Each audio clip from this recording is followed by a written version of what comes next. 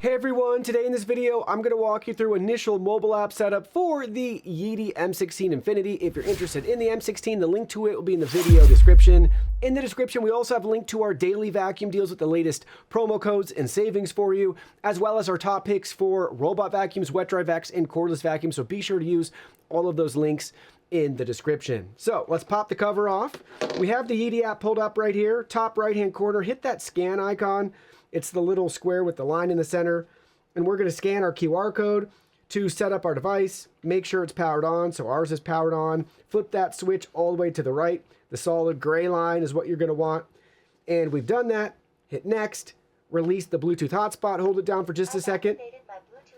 It'll start flashing. It'll tell you it's activated it. Hit done. Next. Now it's going to work on pairing. It's connected. We have voice prompts going through all this as well if you want to listen. We could just go through it pretty quickly on the app too. We got to find our Wi-Fi network, so we're going to select our Wi-Fi, enter your password, hit next. Now it's going to work on connecting. Please keep the app running in the foreground and avoid switching to other apps. All right, everything's set up.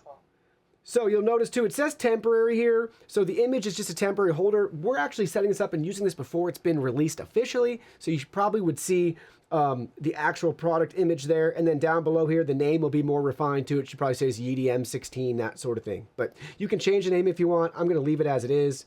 And now we're going to enter into the app.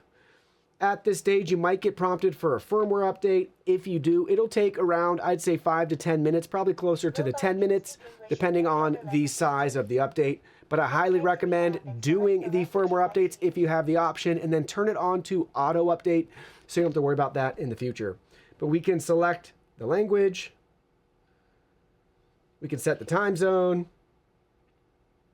Confirm. So do you have a pet in the house, multi-floor mode?